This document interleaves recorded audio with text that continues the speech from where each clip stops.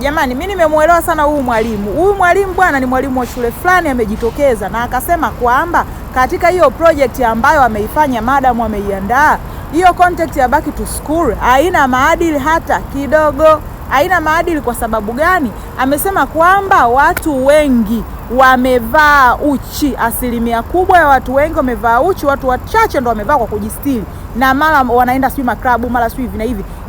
Yani kuna wanafunzi ambao wanashinda klabu, kuna wanafunzi wanaovaa uchi kiasi kile. Kwa hiyo hizo mnaharibu watoto. Lakini mimi kwa uelewa wangu ninachojua, wasanii ni kioo cha jamii. Kuna watu wanakopi tabia za wasanii. Sasa msanii ukishakuwa na tabia mbaya, yule mtu ambaye anakupenda ni shabiki yako, akikopi zile tabia, sina yeye anakuwa na tabia za ovyo. Kama wewe mfano fulani umevaa uchi, yule ambao wenyewe wanajitaga lili modo wangu fulani, akienda akikopi na eti yali kashavaa uchi, je, watoto wa shule wanawapenda, wakiwaona wataona mtu fulani mimi nampendaga sana kumfuatilia msanii fulani, kumbe sketi yake kavaa vile na mimi natengeneza sketi kama ya fulani, tayari mtoto anakuwa kashavaa uchi. Kwa hiyo ndugu zangu, hiyo huyu mwalimu ameongea kubakisha kitu.